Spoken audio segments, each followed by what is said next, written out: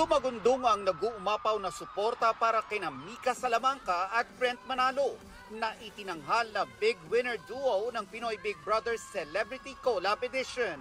2 araw matapos ang kanilang big win, sumalang sa GMA Integrated News interviews ang Breka.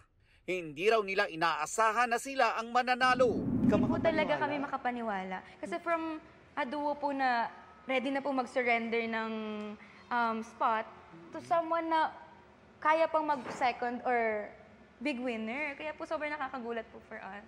Ibinahagi ng Breka ang mga pinagdaanan sa loob ng mahigit 100 araw sa bahay ni Kuya. Yung nga pagiging introvert ko, tingin ko sobrang mag-struggle talaga ako doon.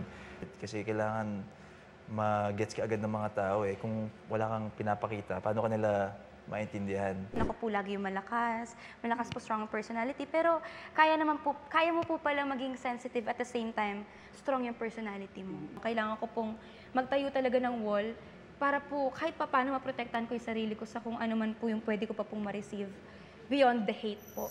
Far from perfect daw ang kanilang journey at ilang beses ding nagkatampuhan. Pero naging daan daw ito para mas makilala nila ang isa't isa.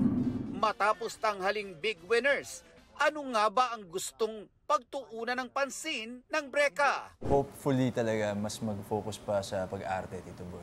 Wow, first ko po music. A million dreams, that's all it's gonna take.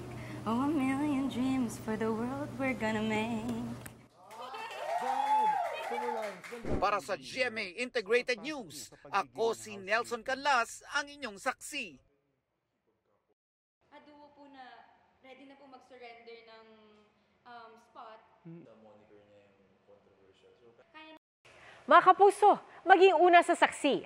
Mag-subscribe sa GMA Integrated News sa YouTube para sa iba't ibang balita.